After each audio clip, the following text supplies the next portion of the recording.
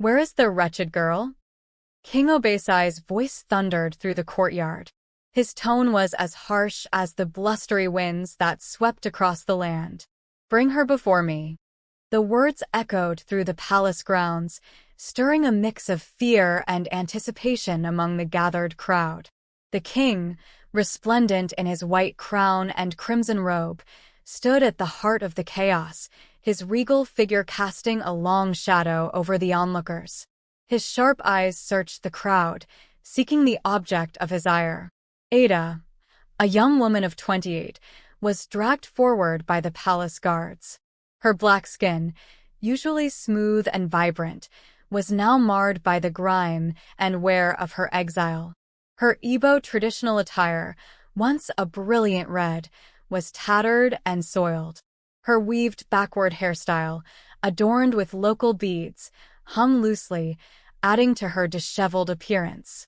As she was brought before the king, Ada's heart pounded with a mixture of fear and defiance.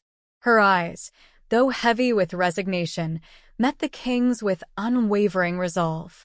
"Here she is, your majesty," one of the guards announced, shoving Ada to her knees. King Obesai's gaze was cold and unyielding. "Ada, daughter of no one, you stand here as a reminder of the sins of your parents. Their actions have tainted you, and now you are to be expelled from this kingdom." A murmur rippled through the crowd, a blend of pity and judgment. Ada had always been a symbol of disgrace, her parents' transgressions casting a long shadow over her life. Now, the consequences of their actions had fallen squarely on her shoulders. Ada struggled to keep her composure as she faced the king. "Your Majesty," she spoke, her voice trembling but firm, "I am not guilty of my parents' sins. I am merely their daughter, trying to survive." Silence. King Obesai's voice cut through the air like a knife. "Your pleas are futile. The sins of your parents are your own now. You are to be banished from this kingdom and never return." The guards, taking their cue, began to drag Ada away. Her heart raced as she was pulled through the streets of the kingdom, the familiar surroundings now seeming alien and hostile. The people watched with a mixture of curiosity and disdain, their whispers a constant reminder of her outcast status. As she was led to the edge of the kingdom, Ada's mind raced. She had no family, no friends, and nowhere to go.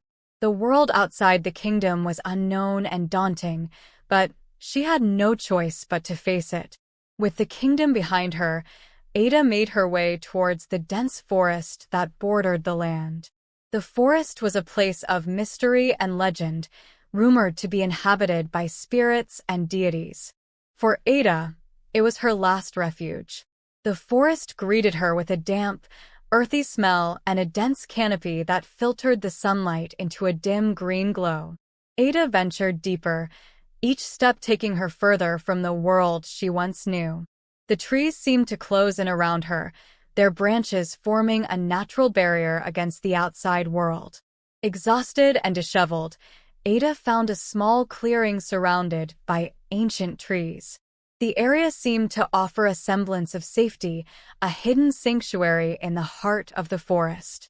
She collapsed against the trunk of a large tree, her breath coming in ragged gasps.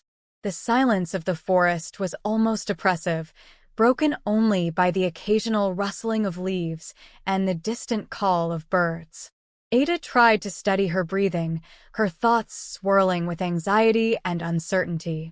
The forest, though serene, was an intimidating place, and the stories of its inhabitants filled her with a sense of foreboding. As night fell, the forest came alive with sounds both strange and unfamiliar. Ada huddled by a small fire she managed to start, trying to ward off the cold and the darkness. The forest seemed to be watching her, its presence both mystical and menacing. Suddenly, a presence made itself known. It was subtle at first, like a breeze brushing against her skin, but then it grew stronger. Ada's heart raced as she sensed a figure emerging from the shadows. A tall, regal being appeared before her, his skin an otherworldly shade of blue that seemed to shimmer under the moonlight. He was Io, the forest god, his form a blend of earthly and divine. His eyes were a piercing green, glowing with an inner light. His presence was both commanding and enigmatic, a living embodiment of the forest's power. "I am Io, the guardian of this forest," he said, his voice deep and resonant. "What brings you to my realm?" Ada stared at him in awe and fear. "I am Ada," she replied, struggling to keep her voice steady. "I have been banished from my kingdom. I seek only shelter." Io regarded her with a mixture of curiosity and pity. "You seek refuge in a place where few dare to tread. Why should I offer you sanctuary?" "I have nowhere else to go," Ada said. "The kingdom has cast me out. I am alone and helpless." Io's gaze softened slightly. "Very well. You may stay here, but know this. The forest has its own rules, and the price of sanctuary is not to be taken lightly."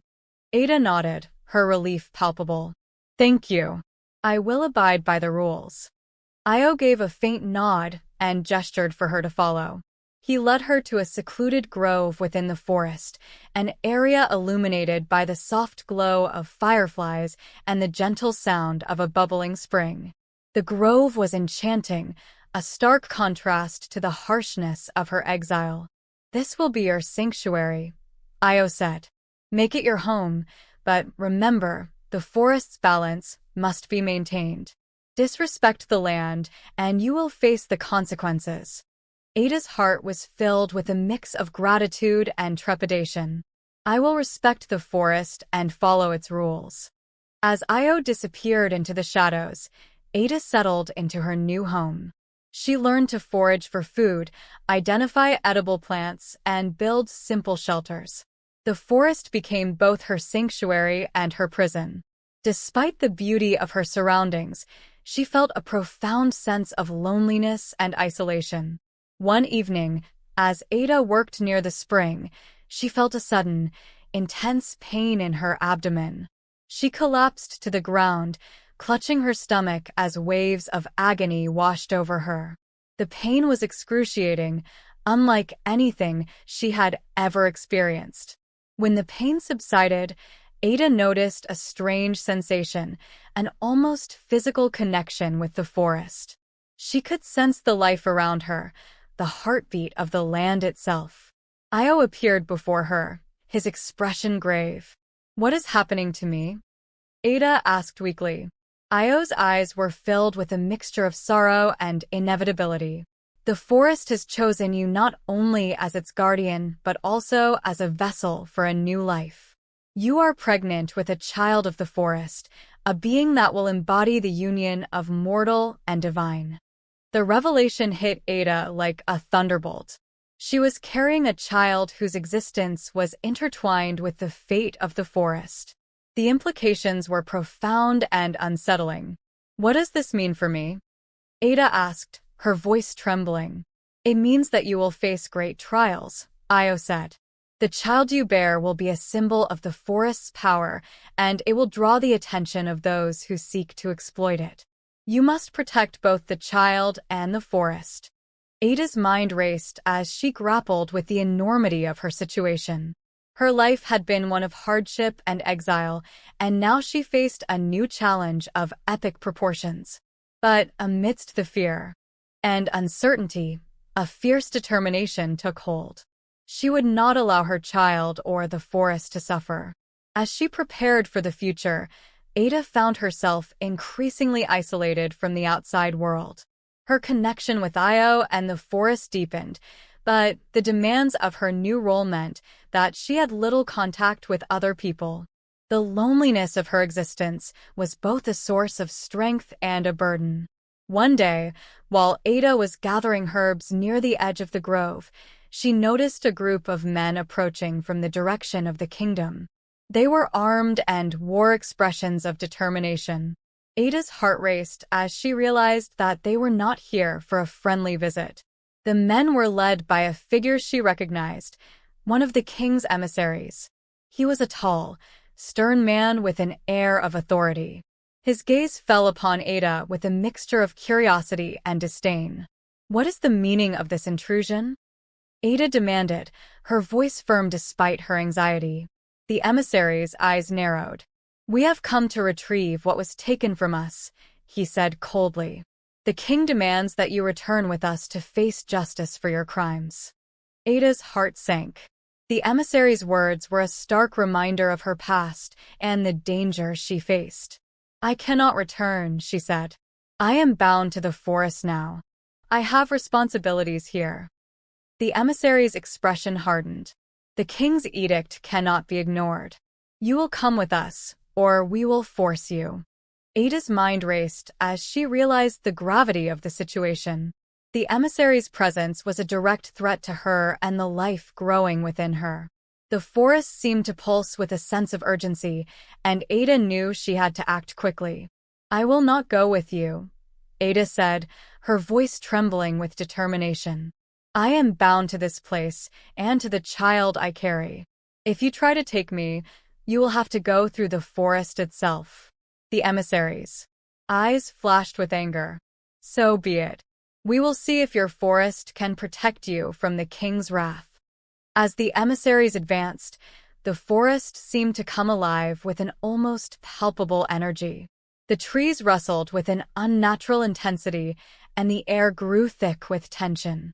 Ada could feel the forest's power coursing through her, a manifestation of her bond with the land. Io appeared once more, his presence a towering force. "The forest will not be easily swayed," he said. "You must leave now, or face the consequences." The emissaries hesitated, their confidence shaken by the forest god's appearance.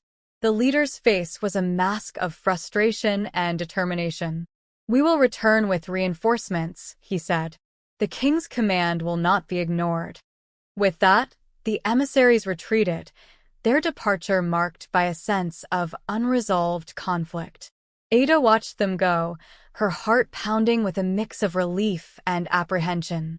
Io turned to her, his expression a mixture of concern and resolve. "You have shown great courage," he said, "but the threat is far from over. You must be prepared for what is to come." Ada nodded, her resolve strengthening. "I will protect this forest and the child I carry. I will not let the kingdom's wrath or any other force stand in our way." Io's gaze softened, and he offered a faint smile. "You are not alone. The forest will stand with you, and its power will be a shield against those who seek to harm you." As the days turned into weeks, Ada's life continued to be a delicate balance between nurturing the forest and preparing for the challenges that lay ahead. The threat of the kingdom's return loomed over her, a constant reminder of the conflict that awaited. Ada's connection with the forest deepened, her bond with the land and the child growing within her becoming an inseparable part of her existence. The forest became both a sanctuary and a battleground, a place where she fought to protect both the natural world and the new life she carried. The kingdom's emissaries did return, as Io had predicted, bringing with them a larger force. The conflict between Ada and the kingdom escalated, the forest becoming a focal point in the struggle between the forces of the old world and the emerging power of the divine. Ada's resolve was tested time and again as she faced threats from both within and outside the forest. She found strength in her connection with Io and the land, drawing on the ancient power of the forest to protect her and her child. The battles were fierce, the forest's magic clashing with the kingdom's might. Ada fought valiantly, her determination unwavering as she defended her sanctuary.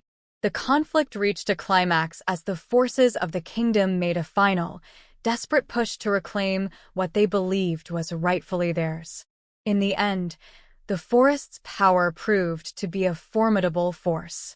The kingdom's attempts to subdue Ada and the divine child were met with resistance from the very land they sought to control.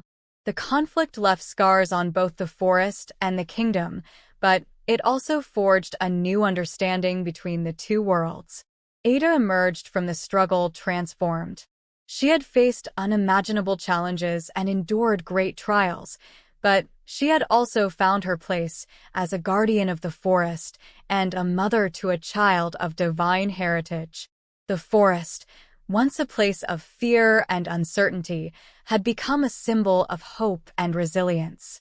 The story of Ada and her child became a legend, a tale of courage and defiance that echoed through the ages.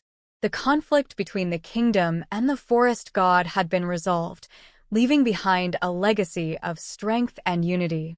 Ada's journey had come full circle, from exile to protector, and her legacy would endure as a testament to the power of the divine and the resilience of the human spirit.